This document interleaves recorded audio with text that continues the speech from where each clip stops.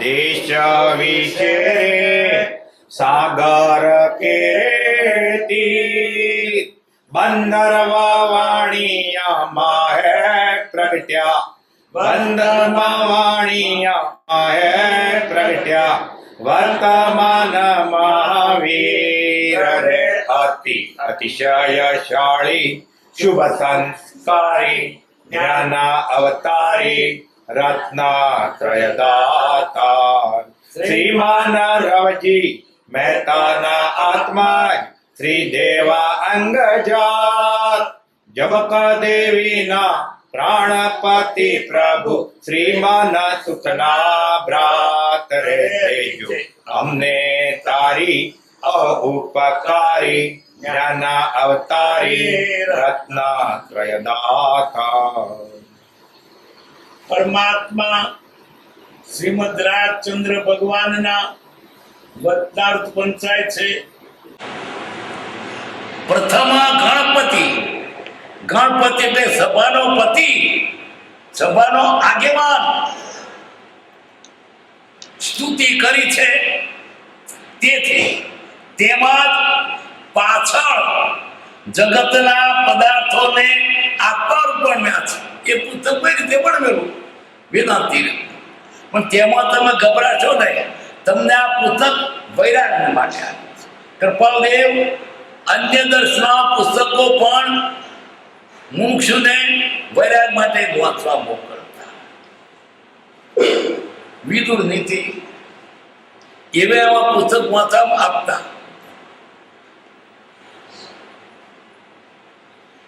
તેથી તેમાં વેદાંતનો મુખ્ય પણ વર્ણવ્યું છે. વેદાંત તરફથી એટલે વેદાંત વાત હોય તે વગેરેથી કંઈ પણ ભય ના પામતા અથવા વિકલ્પ નહીં પામતા વિકલ્પ ના કરજો. તમને આ પુસ્તક વૈરાગ્ય માટે આત્માર્થ વિશેના ગ્રંથકર્તાના વિચારોનું અવગાહન કરવાયું છે. ગ્રંથકર્તાએ આત્માર્થ વિશે શું કરતે પકડી લેજો. જે તત્વનો શોધક હોય ને ગમે તેવાથી તત્વ શોધી લે. ચીર નિર્ભાવ હાઉસ હોય ને દૂધ અને પાણી ભેગું હોય તો દૂધ પી લે પાણી પડી રહે. એમ પણ એવા ગુણ જોઈએ તેને માટે. ને તો વિધાન પર લોથો પડી જાય, ભેગું પેલું ખાઈ જાય તો નુકસાન થાય. આત્માર્થ વિચારવામાં તેથી ક્રમે કરીને સુલભતા થશે. હવે દેવકરણજીની વાત આવે છે. શ્રી દેવકરણજીને વ્યાખ્યાન કરવાનું રહેશે, કારણ કે દેવકરણજી મુનિ હતા અને મુનિની પાસે લોકો પૂછે મહારાજ કઈ વ્યાખ્યાન કરો ને વખાણ કરો ને, અને કેવું પડે, બોલવું પડે, વાંચવું પડે. તેથી અહંભાવાની ભય રહે છે.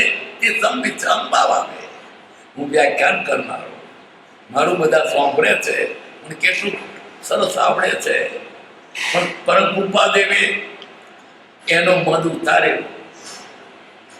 જ્યારે પરમ કૃપાદેવ મુંબઈ હતા ત્યારે દેવકરણજી મુનિ એમને સુરત હતા વાણિયા દેવકરણજીનું સાંભળવા આવેલા. ત્યારે એમની વ્યાખ્યાનથી અંજાય નહીં કે તમે અમારે તો મુંબઈમાં આવો. દેવકરણજીના મનમાં થયું ઓહો મારે ખારો ન ખાયો. મારા મોટા મોટા ત્યાંના મુંબઈના વણિયા સોંભર છે મને, એટલે ત્યાં ગયેલા. અને તો પ્રભુશ્રી ગયેલા. પ્રભુ શા માટે ગયેલા કે મારે કૃપાદેવ દર્શન થશે, અને આશા માટે ગયેલા કે માત્ર વ્યાખ્યાન થશે. અમને વ્યાખ્યાન છે અભિમાન અને પ્રભુ કૃપાદેવની ભક્તિ. ત્યાં ગયા તો કૃપાદેવ તો મુનિ ઠપકો આપવાનો કેમ તમે આવે અનાર્ય દેશમાં કે આપના દર્શન. પછી મુનિ ને આ તો એકદમ લઈ ગયા કે હું નમવું નહીં કહેશે તો નમસ્કાર કરવા પડશે. લઈ ગયા બેઠા છે કૃપાદેવ લીધા શું કરો છો? કેટલો માણસ આવે છે? 2000. સ્ત્રીઓનો આવે છે. તો મનની વૃત્તિ કેમ થાય છે? શું બોલે? પૂતના તો અંતર્યામી છે. વ્યાખ્યાન તો અભિમાન આવે છે. શું બોલે? એટલે દેવગણજીએ સામો આક્ષેપ કર્યો કે તમે હીરા મોતીનો વેપાર કરો છો, તમારી વૃત્તિ નહીં દોરાતી હોય, કૃપાળુએ કહ્યું મુનિ અમને કારકૂટ વિષ દેખ્યો છે. મુનિને પકડ્યા. ત્યાર પછી છતાંય મુનિને એકદમ તે ગળે ઉતરેલું થઈ, પણ એમ કરતા એનો સંપર્ક રહ્યો અને પરમ કૃપાળુ સ્તોત્ર વધારેલા તે વર્ષોમાં પ્રભુશ્રીને બોધ કરી ત્યાં આવ્યા. મુનિ આમ કેટલો વખત રહીએ? તો મુનિ કઈ 1 મહિનો. એક મહિનો આવે કદી, પણ માંગ્યો તો ખરા. કહા 1 મહિનો તેમને ઉપદેશ આપ્યો, પણ થયું શું? મુનિ તો રાજી થઈ કે કૃપાળુ મહિનો આવવાના.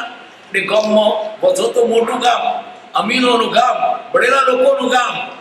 ત્યાં જઈને કે ભગવાન આવવાના છે. અપાય તો બીજા લોકો ભરાઈ જાય. કૃપાળુ કે તમારા આપો ને અપાય બીજા આવતા. મેં મહિનો માગ્યો નકામો ગયો. તે પછી સોદના જંગલ ફરવા જાય તો કૃપાળુ તેમનો બોધ મળે. એમ કરતા કરતા મહિનો પૂરો થઈ ગયો અને કહે છે મુનિ તમારે કાપો મહિનો પૂરો થયો. તો મુનિનું કદું વધારે પડતો રહે. પછી ત્યાંથી ગયા ખેડા. દેવકરણજી બીજા તરફ મુનિ ત્યાં હતા. ત્યાં કેટલાક દિવસ ત્યાં બોધાતો. ત્યારે દેવકરણજી પૂછ્યા અને એટલો આનંદ વર્ત્યો. સાથે સાથે જ્ઞાન ત્યારે થયું અને તે જ વખતે એમણે લલ્લુજી મુનિને પત્ર લખી દીધો. પેલા ઉપદેશ આપો. એટલે ત્યારે પરમ કૃપાળુને માતમ સમજાયું અને ત્યારે તેના પાસે સંકેત પ્રાપ્ત થયું. તે પત્રમાંથી ટૂંકો એક ઉતારો છે. શ્રીમદ વસોથી ઉત્તરસંડા વન ક્ષેત્રે 1 માસ રહી ખેડા પધાર્યા. શ્રીમદ વસોથી ઉત્તરસંડા વન ક્ષેત્રે 1 માસ રહી ખેડા પધાર્યા અને શ્રી દેવકરણજી મુનિને 23 દિવસ સમાગમ કરાયો. તેનું વર્ણન કરતા શ્રી લલ્લુજીને એક પત્રમાં તેઓ લખે છે, ઉત્તરાયણના 32મા અધ્યયનનો બોધ થતા અસદગુરુની ભ્રાંતિ ગઈ, સદગુરુની પરિપૂર્ણ પ્રતીતિ થઈ. અસદગુરુની ભ્રાંતિ ગઈ અને સદગુરુની પરિપૂર્ણ પ્રતીતિ થઈ. કોણ? દેવકરણજી. જેવા તેવા નહીં, પ્રખર વિદ્વાન અને ભાષણ કરનારા. અત્યંત નિશ્ચય થયો સત્પુરુષનો. રોમાંચ ઉલસ્યા. આ મુનિઓ કે કૃપાળુને એમના નથી પકડ્યા.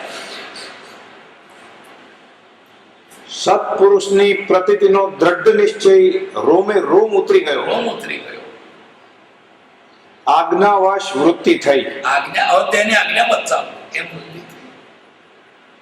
આપે કહ્યું તેમ જ થયું. આપે કોઈ ત્યાં એટલે મુનિ લલ્લુજી કહેતા કે તો ભગવાન છે. હવે લાગ્યા આપે કહ્યું તેમ જ. ફળ પાક્યું, રસ ચાખ્યો. ચાખ્યા સુધી અમે એને સામાન્ય ગણતા હતા. આ તો ભગવાન છે. શાંત થયા. આજ્ઞા વડીએ હંમેશા શાંત રહીશું અને એની આજ્ઞામાં શાંતિ.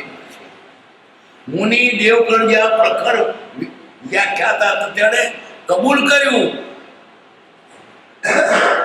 મુનિએ કબૂલ કર્યું કે જેવી તેવી વાત નહીં. એવી ગ્રસ્ત કૃપાળુ ગ્રથ વેશમાં અને પોતે સાધુના વેશમાં, સાધુના વેશ વાળો અને ગ્રથને આજ્ઞા વચવર્તી થઈ માને. શું કહેવાય? લલ્લુજી મને તો પૂર્વરાશ્રમ કરતા જ ખબર પડી ગઈ.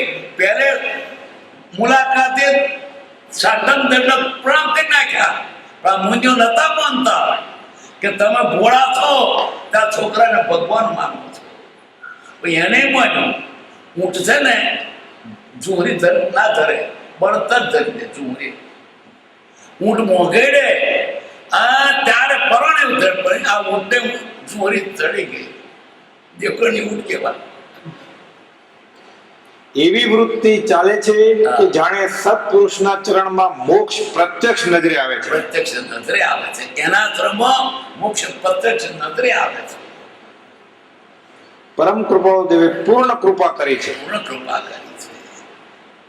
અમે એક આહારનો વખત એને ગુમાવીએ છીએ. અમે આહારનો વખતે બાકી બધો વખત એના સત્સંગનો લાભ લઈએ છીએ. આહારનો જ વખત ઊંઘતા નથી, ટેકટપ્પા કરતા નથી, રદરવા જતા નથી. બધો સમય એની પાસે ગાળીએ છીએ. કૃપાળુદેવ અમને કેવા દીઠા છે, આમાંથી જેટલો લાભ એટલો લઈ લઈએ. બાકી તો સદગુરુ સેવામાં કાળ વ્યતીત થાય છે એટલે બસ છે. સદગુરુ સેવામાં તેનું તે જ વાક્ય તે જ મુખમાંથી જ્યારે શ્રવણ કરીએ છીએ ત્યારે નવું જ દિશે છે. એનું એ વાક્ય કૃપાળુ નવું લાગે છે. સર્વોપરી ઉપદેશમાં એમ આવ્યા કરે છે કે શરીર કૃશ કરી બાહેનું તત્વ શોધી કલેવરને ફેંકીને ચાલ્યા જાઓ. કલેવરને ફેંકીને ચાલ્યા જાઓ. વિષય કષાય રૂપ ચોરને અંદરથી બહાર કાઢી, વિષય કશાય શત્રુ અંદરથી બહાર કાઢી બાળી નાખો. બાળી જાળી ફૂંકી મૂકી તેનું સ્નાન સૂતક કરી દાડો પવાડો કરી શાંત થાઓ. એને બાળી અને ફૂંકી એનો દાડપટ એનો કારકને પણ નાશ કરો. શાંત થાઓ, છૂટી જાઓ, સમાઈ જાઓ. શાંતિ શાંતિ શાંતિ થાઓ. વહેલા વહેલા તાકીદ કરો.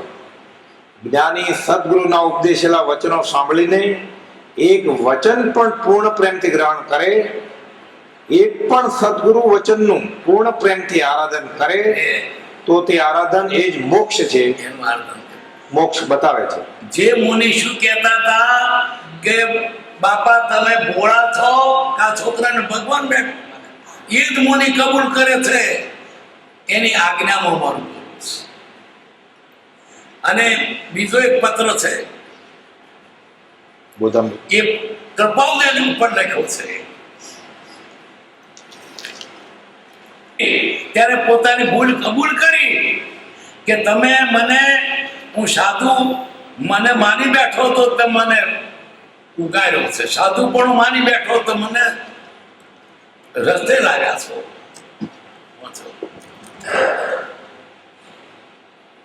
पर प्रेम प्रवाह बड़े प्रभु से सब आगम भेद सूर बसे वह केवल को बीज ज्ञानी कहे नीच को अनुभव बतलाई दिए. आवा वचन वांची विचारी भावना करी तेमा લીન થઈ જવા જેવું છે જી. જેને તે મહાપુરુષનો ઉપકાર સમજાય છે તે મહા ભાગ્યશાળી ગણવા યોગ્ય છે. જેને તે મહાપુરુષનો ઉપકાર સમજાય છે તે ભાગ્યશાળી છે. આનો ઉપકાર આપણે કેટલો છે. આ કળિયુગમાં કૃપાળુદેવ એનું સર ન મળ્યું હોત તો આપણે કેમ ના કટી થઈ ગયા હોત, ગાળા ફસાઈ ગયા હોત. અને આજે આદા ફસાદા કંપનીઓનો પાર નથી. આદા અને ફસાદા બધી મંડળીઓ બેઠી છે કંપનીઓ. આ તો એને ઉગાર્યા. પરમ ઉપકારી પરમ પૂજ્ય પ્રભુશ્રીજીની સાથે શ્રી દેવકરણજી મુનિ હતા. તેમને પ્રમુખ પ્રભુદેવ શ્રીમદ રાજચંદ્ર પ્રભુનો ઉપકાર સમજાયો ત્યારે પહેલા અણસમજમાં તેઓસી પ્રત્યે જે સામાન્ય ભાવ હતો તેના પશ્ચાતાપ રૂપ એક પત્ર લખ્યો છે. તેમાંથી આપણે વારંવાર વિચારવા યોગ્ય ભાગ આપને માટે નીચે ઉતારી મોકલું છું. આ વચનો દેવકરણજીનો આવું છે. લખે છે, વિશેષ ઉદાસી આપે છે તે કે આપનો પ્રથમ સમાગમ મુંબઈમાં આપ નિવૃત્તિ સ્થળ આપના એકાંત સ્થળમાં બિરાજમાન હતા તે વખતે લલ્લુજી મહારાજ એટલે પ્રભુશ્રીજી સાથે હતા તે વખતે આપે મને પૂછ્યું કે કે સ્ત્રી દ્રષ્ટિએ પડતા પરિણામ ચડે છે? કૃપાદેવ પૂછ્યું. હવે પૂછનારો અંતર્યામી છે. ક્યાં સંતાડે ક્યાં? કેવું જ પડે, કબૂલ કરવું પડે. તથા વ્યાખ્યાનમાં અહંભાવ સ્ફુરે છે કે આપે પૂછવાથી મેં યથાતથ્ય જેવા ભાવ વર્તતા હતા તેવા કયા? પણ છતાં કેટલા સરળ કે જેવા હતા તે કયા. તો બીજો તો એ શું દોણાશ, હારી હારી વાતો કરે, પોતાની કાળી બાજુ કોણ બતાવે? હારી હારી બતાવ, કડી કડી તું મીઠી મીઠી ગપ. આ તો કબૂલ કર્યું, મારી ભૂલ છે. અને તે જ વિચારવાનો આપે પ્રથમ બોધ કર્યો હતો. તે હું અહંકાર વડે દ્રવ્ય શું કે છે? કબૂલ કર. અહંકાર વડે મને અહંકાર હતો. દ્રવ્ય ત્યાગના અભિમાન વડે દ્રવ્ય ત્યાગ એટલે સાધુપણનો વેશ, એનું મને અભિમાન હતું. અને તેથી જાણતો ન હતો અને સાધુપણું માની બેઠેલો. સાધુપણો માની બેઠો હતો. કોણ કબૂલ કરે? તે આપે મને જાગૃત કર્યો હતો. આપે મને જાગૃત કર્યો હતો. આ પરમ કૃપાદેવ હીરાનો વેપારી ત્યાં બેઠેલો, એને મને જાગૃત કર્યો. તે સાધુ કબૂલ કરે છે એમ. કૃપાદેવ નથી કહેતા, એ પોતે કબૂલ કરે કે મને તમે જાગૃત કરી. હવે બનતો પુરુષાર્થ કરું છું અને આપની શાંત મૂર્તિ ઉપર દ્રષ્ટિ રાખ્યા કરું છું. આપની શાંત મૂર્તિ હવે લાગ્યું, નહીં તો પહેલા તો સમજ, હવે આપની શાંત મૂર્તિ લાગે છે. અને તમારી એકાગ્ર વૃત્તિ અને તમારી એકાગ્ર વૃત્તિ હવે એકાગ્ર લાગી. અને સ્વરૂપ સ્થિરતાનું મહાત્મ્ય જાણી શકતો નથી. તમારું સ્વરૂપ સ્થિરતા, એકાગ્ર વૃત્તિ, દ્રષ્ટિ ફરે ને ત્યાર બધી ખબર પડે. પેલું સામાન્ય લાગતું હોય, પણ દ્રષ્ટિ થાય તો ઓહો આવું હતું, આ તો જાણતો જ નહોતો. તે આપની પૂર્ણ કૃપા વડે જણાશે તે આશા રાખું છું. આશા રાખું છું. જેમ બાળક માતા પિતા સન્મુખ પોતાનું દુઃખ જણાવે છે, શું કેવું? તમે મારા બાપાનું, તમારો છોકરો બાપને આગળ પોતાનું રજૂ કરે, એમ તમારે મારી વાત રજૂ ખુલ્લા દિલથી કહું છું. તે જ રીતે હું આપની પાસે દુઃખની વાતો વર્ણવું છું કે સૂક્ષ્મ અહંભાવ વડે સૂક્ષ્મ વિષયાદી રાગ દ્વેષ રહી જતા આ દેહ પડી જશે ને તે બીજના વૃક્ષો થઈ પડશે. હવે શું કે છે? આપ જેવા મને મળ્યા અને મારે બધો સૂક્ષ્મ રાગ થશે, મારી શી ગતિ થશે? એને બહુ ભય લાગ્યો ને જન્મ મરણ ચાલુ રહેશે. મારે ધર્મનો ફેરો નહીં ટળે. આ બધા ભાવ રહે છે અને આપ જેવા મળે મારી આ ગતિ થાય. તે ભય ભરેલા વિચાર આવતા મનમાં આકુલતા આવી જાય એ છે. ભય ભરેલા વિચાર, મારી શી ગતિ થશે? ને વળી વિચાર આવે છે કે આવી જોગવાઈ મળી છતાં જીવ ઘણીવાર રજળ્યો એવું સાધુ થયેલો આને આધાર પાડતો તોય રદરી ગયો. કેમ? સાચો માર્ગ બતાવનાર નહીં મળેલા, અથવા મળ્યા તો કઈ નહીં કરેલું. એવું શાસ્ત્ર આધાર વડે જણાય છે. ને આપ પ્રત્યક્ષ જ્ઞાની પણ કહો છો. આપ પ્રત્યક્ષ જ્ઞાની તે પણ કહો છો. હવે એ પ્રત્યક્ષ જ્ઞાની ગણાયા. આપ પ્રત્યક્ષ જ્ઞાની. તો આવી અપૂર્વ જોગવાઈ મળી છતાં આ દેહ પામ્યાનું નિષ્ફળપણું થાય. હા, તો પછી આ બધું દેહ પામ્યો, સાધુપણું લીધું, મન નકોમું થાય, એવી ચિંતા કોઈ વખત થયા કરે છે. એવી ચિંતા થયા. એના લાગ્યું, બહુ ભય લાગ્યો. ને વળી આપની સન્મુખ વૃત્તિ થતા હિંમત આવે છે. પછી આપની હિંમત આ ના મારા માથે ભેગો દળી એ મને ઉગાડશે. કે આપની સન્મુખ વૃત્તિ થતા હિંમત આવે છે કે અપૂર્વ જોગવાઈ મળી ખાલી નહીં જ જાય. નહીં જાય. તમે મને મળે ને હવે મારી જોગવાઈ નકામી જાય. પણ દ્રઢ નિશ્ચય થાય તેવો આશ્રય આપશો તો હું પરમ સુખી થઈશ હવે એ વાત દ્રઢ નિશ્ચય થાય, ને જીવ સફળ ગણીશ. જીવ સફળ થાય. કોઈ વખત આત્માને વૃત્તિ દુર્ધ્યાનમાં ખેંચી મૂળથી ચુકાવી દે છે, પણ થોડા જ સમયમાં તરત જ પાછી ખેંચાઈ આવે છે. મને વૃત્તિઓ ખેંચી જાય છે મને, અને પાછું તમારું નામ દઉં છું ને એટલે વટ તો પાછી રહેશે. જેમ છોકરાને કોઈ છોકરો બીજો મારવા આવ્યો હોય ને તો બાપના ખોળા પે ઊભી ના, આ તો ખરી મારા બાપાના ખોળામાં છું, એમ તમારું ચરણ થતે વૃત્તિઓ પાછી જતી રહેશે. ક્રોધાની આ તો ખરી ક્રોધા જતી રહેશે. મનાની આ તો ખરી મારા બાપના ખોળામાં છું. એ તમને યાદ કરતા એ માનાદી ક્રોધાની વૃત્તિઓ આગે મર્યાદા ઓળખતી નહીં. મર્યાદા ઓળંગે ને એને બાપા દેખાય છે ને આપના સન્મુખ થાય છે, આપના સન્મુખ થાય છે. મર્યાદા ઓળંગતી નથી, મર્યાદા ઓળંગતી નથી, લક્ષ્મીરેખા નથી ઓળંગતી. લજ્જા પામી ગુરુ સન્મુખ થઈ જાય છે. લજ્જા પામી ગુરુ સન્મુખ થાય છે. શબ્દો કયા છે, કેવો એકરાર કર્યો છે. જૈન સાધુ પ્રખર જેના વ્યાખ્યાનમાં 2-5 નો તો ડોકો ડોલે થઈ ગયું.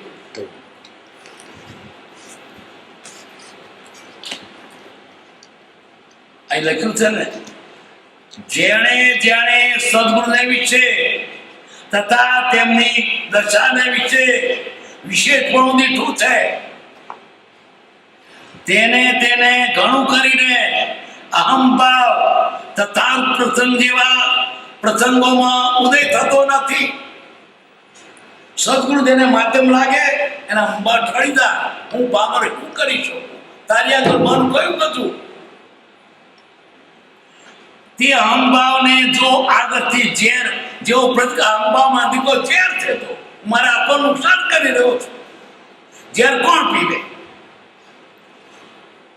તો પૂર્વાપર તેનો સંભવ ઓછો થાય. ઝેર જાણો તો ઓછો થાય. મારે ઝેર નથી પીવું, મારે આપણું નુકસાન કરશે. કંઈક અંતરમાં ચાતુર્યાદી ભાવે મીઠાશ સૂક્ષ્મપણે તે પર રાખી હોય અથવા અંદર ઉડે રહ્યું હોય તો પણ એને ઝેર માનો એટલે નહીં. સાપના ઝેરને કોણ પીવે? ઝેર કોણ ખાય? એમાં ઝેર અભિમાન તો મારા માટે ઝેર છે, ઝેર માં નથી પીવું. તો તે પૂર્વા પર વિશેષતા પામે છે પણ ઝેર જ છે, નિશ્ચય ઝેર જ છે. આ મારા આપણને નુકસાન કરનાર છે, નિશ્ચય ઝેર છે. પ્રગટ કારકુટ ઝેર છે, પ્રગટ કારકુટ ઝેર છે, મને નુકસાન કરશે. એમાં કઈ રીતે સંશય નથી. કેટલા ગુણાકાર કરે. ઝેર છે, પ્રગટ ઝેર છે, કારકુટ ઝેર છે, એમાં સંશય નથી. અને સંશય થાય તો તે સંશય માનવો નથી. સંશયને અજ્ઞાન જાણવું છે. એવી તીવ્ર ખારાશ કરી મૂકી હોય તો તે અહંભાવ ઘણું બળ કરી શકતો નથી. પ્રશ્ન શું હતો કે અહંબાદીનો ભય રહે છે વ્યાખ્યાન કરતો. તો કે ઝેર માનો તો તમને પછી નહીં લાગે, પણ વ્યાખ્યાન કરતા અભિમાન કેવું છે, લોકો મારું કેવું સાંભળે છે, કેટલા સાંભળે છે, વાહ વાહ મરી. એટલે કૃપાદેવી શું કહ્યું? મુમુક્ષુ ને કોઈ મુમુક્ષુ ને કે મુનિ નહીં, વાંચવાનું હોય તો જ્ઞાનીના ગુણગ્રામ કરવા, બાકી તત્વમાં પડવું નહીં. તત્વનું ટૂંપણું છે, એના ગુણગામ કરીને છૂટશે ગાવો, એના ગુણ ગાવો ભગવાનના અને ગુરુના. વખતે તે અંબાને રોકવાથી નિરંભાવતા થઈ, તેનો પાછો અંભાવ થાય. મેં અંબા મૂક્યો તો પાછું બધે. કોઈ સાદો થાય ને તો સાદેનો પાછું અભિમાન, કેવો સાદો છું લે. તે પણ આગળ ઝેર અને ઝેર માની રાખી વર્તાયું હોય. એટલે મારે આ ઝેર નથી પીવું, મારે આપણું નુકસાન કરશે. તો આત્માર્થને બાદ ન થાય. તમ સર્વ મોક્ષોને નમસ્કાર યથાવિધિ પ્રાપ્ત થાય. કૃપાદેવ મોક્ષોને યથાવિધિ પ્રણામ કરે છે. તમ સર્વ મુમુક્ષ એટલે જેને મોક્ષે જવાની ઈચ્છા છે તેને મોક્ષ એટલે વિષયાભિલાષી ન હોય, સંસારી છું ન હોય, મોક્ષ માત્ર મોક્ષ અભિલાષી. આ માર્ગ આ સંસારનું ઝેર છોડવા માટે છે, સંસારથી છૂટી અને આત્મા કરવા માટે છે. જેને મોક્ષ જોવો તેને માટે, સંસાર ભોગવવા માટે નહીં, લેવ માટે નહીં, અભિમાન કરવા માટે નહીં, ફક્ત માત્ર મોક્ષ.